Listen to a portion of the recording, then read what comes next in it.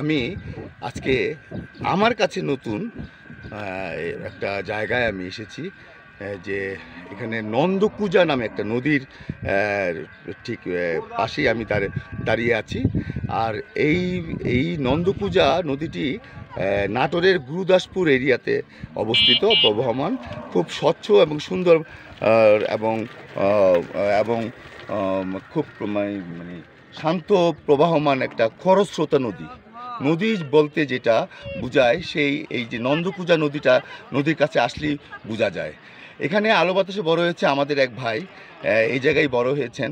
তার নদীর এই নদীটির আগের ইতিহাস, কীভাবে ছোটোবেলায় কীরকম দেখেছেন, এখন কীরকম দেখছেন এবং সামনে কি দেখতে চান, সেটা একটু আলাপ করবো। আসসালামু আলাইকুম। ওয়ালাইকুম আসসালাম ভাইয়া, আসসালামু আলাইকুম। ওয়ালাইকুম আসসালাম। ভাইয়া, আপনি তো এই আলো বাতাসে বড় হয়েছেন এই জায়গায়, এই নন্দকুজা নদীর পাড়েই আপনি বড় হয়েছেন, জন্ম এখানে।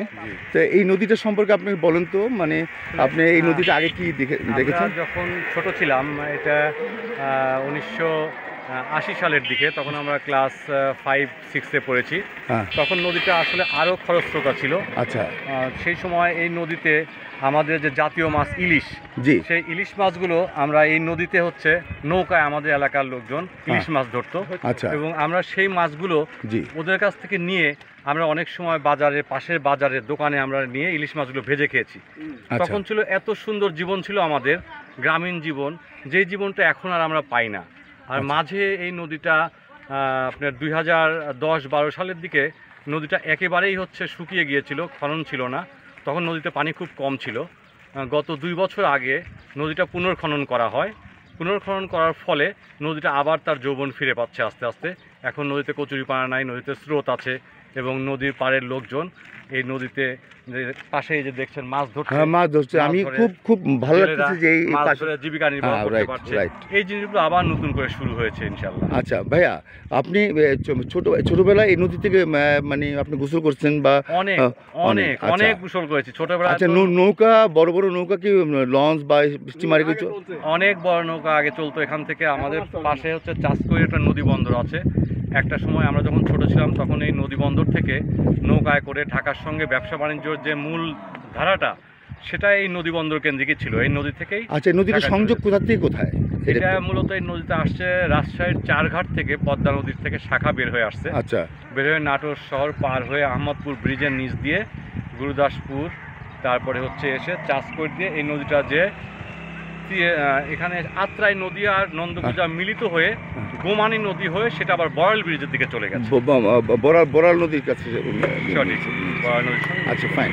আচ্ছা, এখন এই নদীটা শান্ত, একদম খরস্রোতা নদী, কিন্তু কোনো নৌকা বা কোনো জাহাজ বা দেখতেছি না এখন।